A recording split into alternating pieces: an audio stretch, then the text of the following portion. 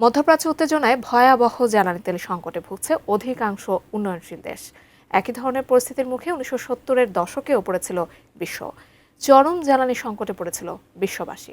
এদিকে ইরান যুদ্ধের তীব্রতা বাড়ায় প্রশ্ন উঠছে, বর্তমান সংকট কি 70-এর সেই সংকটের চেয়েও ভয়াবহ হতে পারে? বিস্তারিত জানাচ্ছেন শিহাব ইসলাম।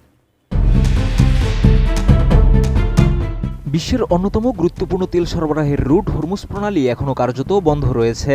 চলমান সংঘাতের কারণে এই গুরুত্বপূর্ণ পথ দিয়ে তেল রপ্তানি ব্যাপকভাবে বাধাগ্রস্ত হয়েছে। ফলে তেলের দাম এবং সরবরাহ পরিস্থিতি নিয়ে বিশ্বজুড়ে নতুন করে শঙ্কা তৈরি হয়েছে। নৌপরিবহন বিশেষজ্ঞ লার্স জেনসেন বিবিসিকে বলেছেন, বর্তমান পরিস্থিতি 1970-এর দশকের তেল সংকটের চেয়েও অনেক বড় হতে পারে। তার মতে, ইরান ও পশ্চিমা দেশগুলোর মধ্যে চলমান উত্তেজনায় যে ধরনের অর্থনৈতিক বিশৃঙ্খলা তৈরি হবে তা 1973 সালের তেল সংকটের চেয়ে অনেক গভীর হতে পারে।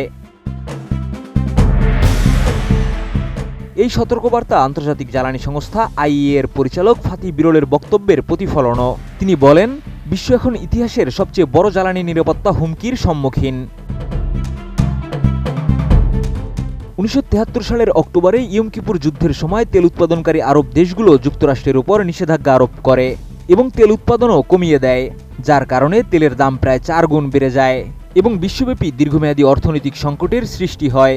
ব্যবসা বাণিজ্য বন্ধ হয়ে যায়, বেকারত্ব বৃদ্ধি পায় এবং দেশে দেশে দারিদ্র্য বাড়তে থাকে।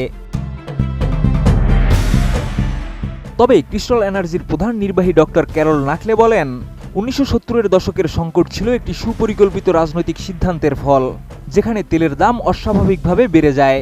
কিন্তু আজকের সংকটের ধরন ভিন্ন। তেল বাজারের পরিস্থিতি অনেক বেশি বৈচিত্র্যময় এবং তেলের ব্যবহারও আগের তুলনায় অনেক কমে গেছে। এছাড়া বিশ্বব্যাপী আপৎকালীন ব্যবস্থা এবং বাফার স্টক থাকার কারণে পরিস্থিতি মোকাবেলা করার সক্ষমতা অনেক বেড়েছে। তবে পূর্ণ গবেষণা প্রতিষ্ঠান নাটিক্সিস সিআইবির পরিচালক জোয়েল হ্যানকক সতর্ক করে বলেছেন, 1970-এর দশকের সংকটে মূলত উন্নত দেশগুলো ক্ষতিগ্রস্ত হয়েছিল, যাদের সামলানোর মতো অর্থনৈতিক ক্ষমতা ছিল। কিন্তু বর্তমান সংকট প্রধানত উন্নয়নশীল দেশগুলোকে বিপদে ফেলবে, যাদের সংকট মোকাবেলার জন্য প্রয়োজনীয় প্রাতিষ্ঠানিক কিংবা আর্থিক সক্ষমতা নেই। বিশেষজ্ঞরা মনে করছেন, যদি এই সংকট দীর্ঘায়িত হয় তবে পরিস্থিতি আরও জটিল হয়ে উঠতে পারে। সমস্যার সমাধান একটাই, যত দ্রুত সম্ভব যুদ্ধের তীব্রতা কমানো এবং বিশ্বব্যাপী স্থিতিশীলতার পরিবেশ ফিরিয়ে আনা। শিহাব ইসলাম, এটিএন নিউজ।